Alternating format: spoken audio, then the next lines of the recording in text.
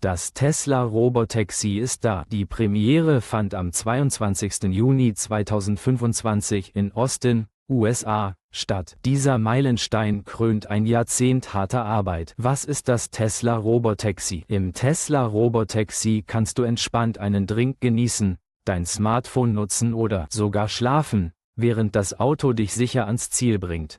Modernste KI-Technologie sorgt für mehr Sicherheit für alle Verkehrsteilnehmer. Wo und wie kann man das Robotaxi erleben? Du musst nicht in Austin sein, um die Zukunft der Mobilität zu testen. Mit dem Full Self-Driving-Modus FSD kannst du die Technologie in deinem eigenen Tesla erleben, unter deiner Aufsicht. Der Dienst ist bereits in den USA, Kanada, Mexiko und China verfügbar. Der Tesla, der Geld verdient. Ein aktuelles Tesla Model Y kann nicht nur gekauft werden, sondern nach einem Robotaxi-Software-Update, nach Genehmigung, sogar Geld verdienen, als autonomer Chauffeur auf Rädern. Kostet Geld, verdient Geld. Weltpremiere. Autonome Autolieferung. Ein Tesla hat es geschafft. Er fuhr komplett autonom von der Gigafactory Texas zum Haus seines neuen Besitzers, etwa 30 Minuten entfernt, über Parkplätze, Autobahnen und durch die Stadt. Praktisch und zukunftssicher. Das Robotaxi ist ideal für Menschen ohne eigene Ladestation. Es könnte nachts selbstständig zu einem Supercharger fahren, wo ein Tesla-Roboter Optimus das Plug-and-Charge-System nutzt. So könnte ein Tesla seine Anschaffungs- und Stromkosten selbst erwirtschaften und sogar ein Zusatzeinkommen für dich ermöglichen. Ausblick für Europa. Nach Genehmigung soll das Robotaxi auch in Europa, einschließlich Deutschland, per Software-Update verfügbar werden. Die Freigabe für überwachtes FSD wird noch 2025 erwartet. Folgt mir gerne auf X oder abonniert meinen YouTube-Kanal. Wenn euch das Video gefallen hat, freue ich mich über ein Herz oder einen Daumen hoch. Bleibt dran und sehe das Tesla Robotaxi, die FSD-Funktionen und die autonome Fahrt.